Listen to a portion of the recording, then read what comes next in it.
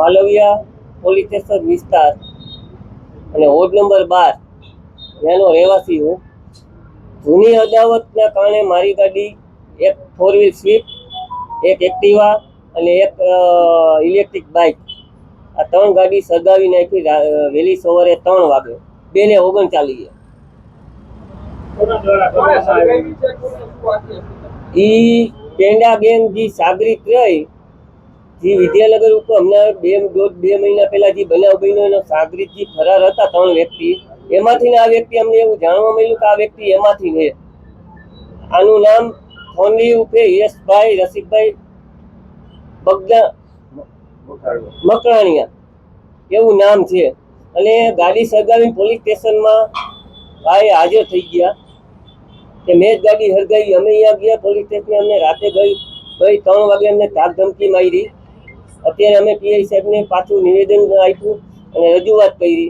એટલે અમારી અત્યારે ફરિયાદ લીધી છે, પણ અમારી એવી માંગ છે કે આ લોકોની સરભરા થવી જોઈએ કે આ અત્યારે અમે બંને ભાઈ યુવા ભાજપમાં થઈ અને અમે જો આમાં સેફ નથી તો આમ પબ્લિક ક્યાંથી સેફ હોય? અને આ ગુસ્સી કોર્ટમાં આ ગુસ્સી કલમમાં આ બધે ફરાર છે, તો એમાં આ વ્યક્તિ એમાં તો અમારી એવી માંગે સીપી સાહેબને અને ડીવાયએસપી સાહેબને, બાંગણવા સાહેબને કે અમને આમાં યોગ્ય તપાસ થાય, યોગ્ય આની ઉપર કાર્યવાહી થાય, ગુસ્સી કોર્ટ લાગે એવું અમે નિવેદન આપી.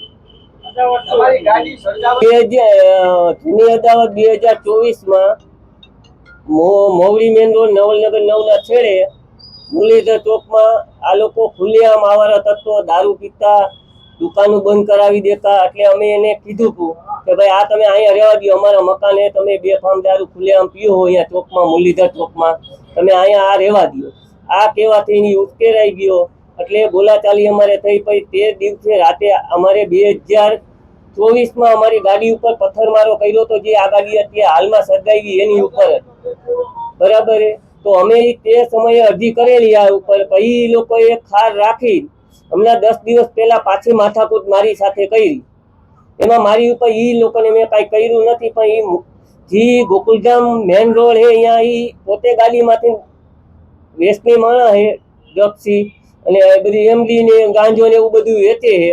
એ પોતે ગાડીમાંથી પડી ગયો, 10 પોતા ખાઈ ગયો, મારી ઉપર ખોટી સિવિલમાં ફરિયાદ દાખલ કરી હતી. તો એ બનાવને લઈને ગઈ રાતે મારી ઘર પાસે રાતે 2:39 આવ્યો અને મારી ગાડી સળગાવી.